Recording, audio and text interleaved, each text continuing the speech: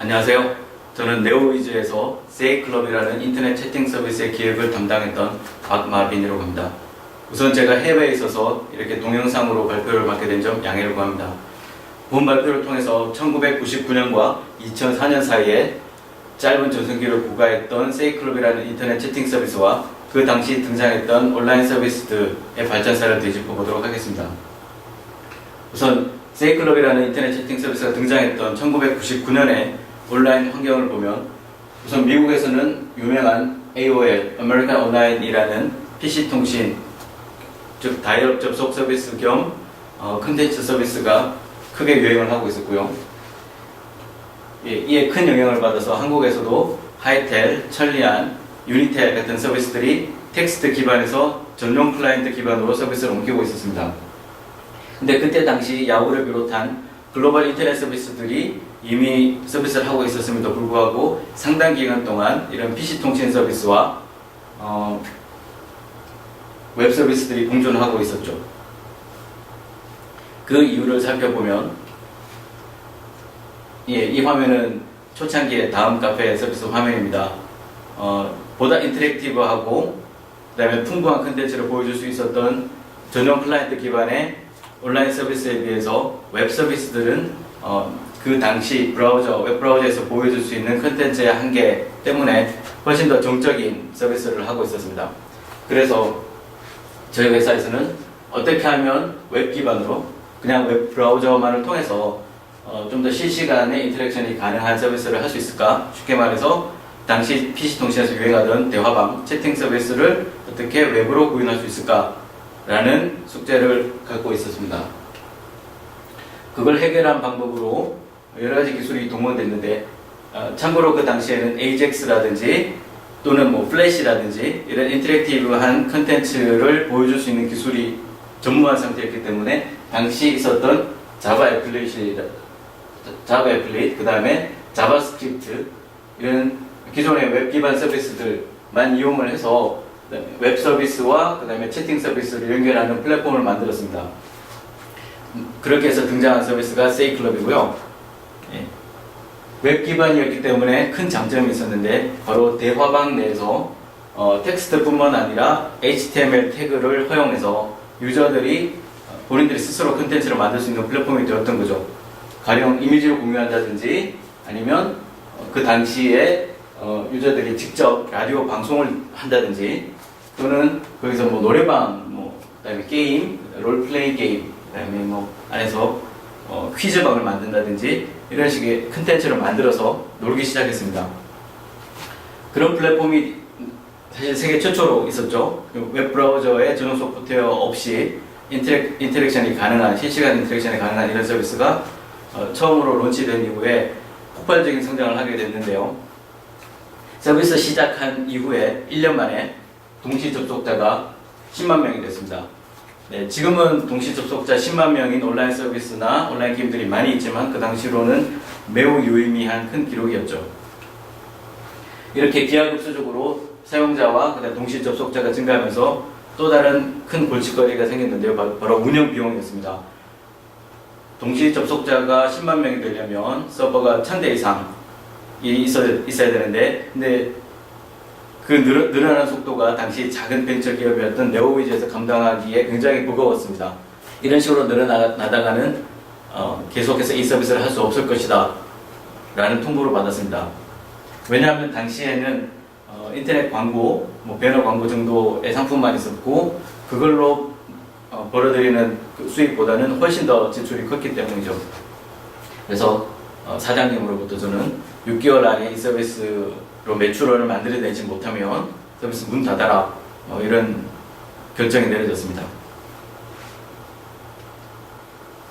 그래서 당시 세이클럽 팀은 어떻게 하면 이 세이클럽이라는 매니아들이 가득한 이 온라인 서비스를 통해서 수익원을 창출할까 여러 가지 고민을 했고요.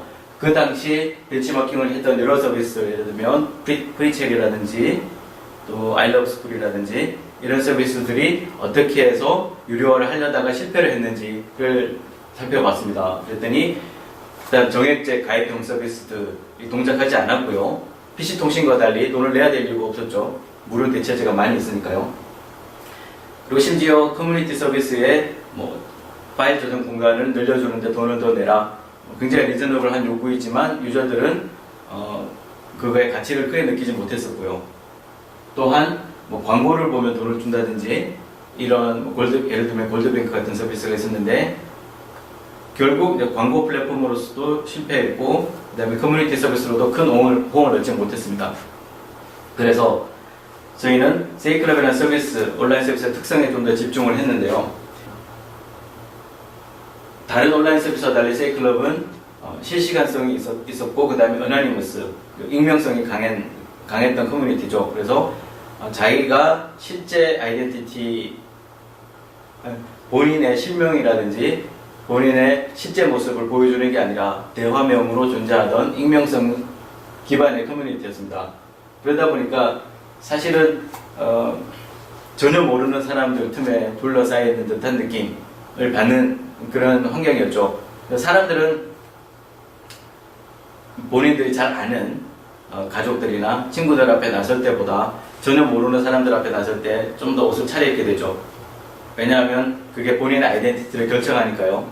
그렇게 해서 이 온라인 커뮤니티 상에서 본인의 아이덴티티를 부각시키려는 욕구가 굉장히 강했고요.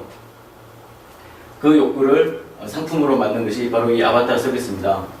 그래서 본인의 아바타 기본형이 있고 거기에 인형놀이처럼 여러 가지 의상이라든지 액세서리들을 구입해서 착용할 수 있는 서비스를 론치를 했습니다.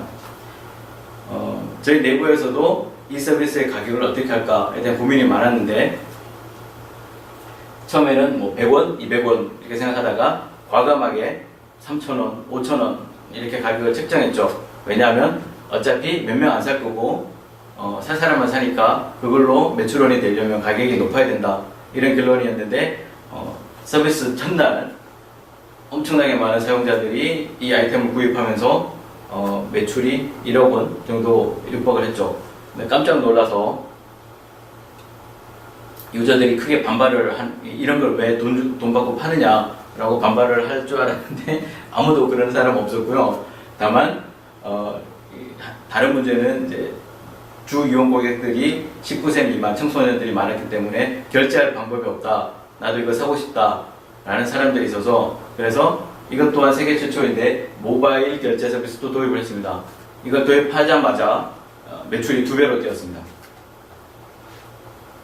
이렇게 해서 저의 염원이었던 온라인 커뮤니티에서 부분 유료화 그 다음에 결제 문제까지 해결하게 됐죠. 사실은 이런 시도가 그 당시에 필요해야 한 거긴 했지만 돌이켜 생각하면 세계 최초의 시도였고 또는 세계 최초의 성공적인 시도였고 그 이후에 있었던 게임이나 온라인 커뮤니티의 유료화에 큰 영향을 미쳤던 서비스였습니다. 한국뿐만 아니라 미국에서도 한국에서 도입한 이런 부분 유료화 시스템이 다른 온라인 게임에서도 많이 도입이 됐었죠. 네, 그래도 이 본 발표가 학회 발표이기 때문에 좀 더 학문적으로 왜 그럼 유저들이 그런 디지털 상품, 실제 가치가 있는지 없는지 알 수 없는 픽셀에 불과한 상품들을 비싼 돈을 들여서 살까, 구매를 할까에 대해서 이론적으로 좀 더 살펴를 보면 우선 대화방 내에서 처음 만나는 사람들은 다 전혀 모르는 사람들이죠. 그리고 다시 만날 기회도 없는 사람들이죠. 이 상태에서는 그 관계에 대한 애착이 크지 않습니다. 그러다가 서로 연결을 해서 친구가 되기도 하고요. 그 다음에 또는 그 대화방이 같은 주제로 자주 열리면서 자주 만나게 되기도 합니다. 근데 그 두 가지 조건을 다 만족시키는 순간 자주 만나고 친구가 되면 이 사람들이 실제로 어디에 사는 누구인지가 중요한 게 아니라 그 공간에서 자주 보는 누군가로 기억이 되게 되죠. 그러면 여기서 친구가 많이 있는 사람들 이 그룹 내에서 인게이지먼트가 발생을 하게 됩니다. 그렇게 해서 결국 구매가 발생을 하는데요. 이 과정을 다른 다이어그램으로 그려보면 이거는 실제 세이클럽 사용자 데이터들의 연결 상태를 본 건데요. 샘플 수가 한 500명 정도 되면 이렇게 됩니다. 랜덤하게 500명을 뽑아서 서로 어떻게 연결되어 있는가를 보면 이렇게 친구들이 굉장히 많이 있는 허브들이 등장을 하게 됩니다. 그리고 그 허브들을 따르는 팔로워들이 있죠. 예를 들면 대화방 내에서 대화를 이끌어가는 사람이나 또는 어떤 새로운 컨텐츠를 만들고 방송을 하는 CJ라든지 이런 사람들을 중심으로 팔로워들이 많이 생기게 됩니다. 그 경우에 자기를 봐주는 사람이 많은 경우에 좀 더 구매 확률이 높고 구매 액수도 높지 않을까라는 가정을 했고요. 그거를 실제로 이론적으로 검증을 해보니 본인의 친구 수가 많을수록 실제 지불한 금액이 높았다라는 걸 밝혀냈습니다. 다시 말해서 세이클럽은 관계형 서비스로서 본인이 몇 명의 사람에게, 몇 명의 오디언스에게 자신을 노출시킬 수 있느냐가 그 상품의 가치를 결정하는 척도가 됐던 거죠. 이렇게 새로운 역사를 써나가던 세이클럽은 2003년 말에 등장한 싸이월드라는 새로운 소셜 네트워크 서비스에 밀려서 역사의 결기로 사라지게 됩니다. 여담이지만 싸이월드라는 회사도 저희와 같은 시간에 1999년에서 2000년 사이에 같은 사무실의 한 구석에서 저희 학교 선배였던 정용준 씨와 그 다음에 그 후배들이 피플스퀘어라는 이름으로 처음 만들었고요. 그 당시에 이제 서로 의견 교환을 많이 했죠. 그러다가 이제 싸이월드라는 서비스를 따로 론치를 하게 됐는데, 그 서비스는 지금 보면 지금 현재 페이스북하고 굉장히 유사한 점이 많이 있죠. 세이클럽과 달리 익명 기반은 아니고 실제 본인의 아이덴티티를 이용한 지인 네트워크였는데, 그 형태로는 세계 최초로 만들어진 서비스였고요. 역사적으로 볼 때 미국 또는 그 어떤 국가보다도 앞서서 세계 최초로 SNS 서비스를 만들어낸 국가라는 점에 의의가 있겠습니다. 네, 이상입니다. 감사합니다.